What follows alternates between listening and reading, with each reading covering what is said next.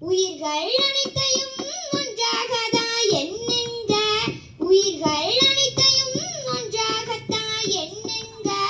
உயிர்களின் சமநிலையை சமமாக பேணுங்க. உயிர்களின் சமநிலையை சமமாக பேணுங்க. இயற்கையத்தான் இயல்பாக இருக்க விடுங்க. அந்த இயற்கையே சாமின்னு நினைச்சு வாழுங்க. கலநிலை மாற்றத்தை கவனமாக எண்ணுங்க. கலநிலை மாற்றத்தை கவனமாக எண்ணுங்க.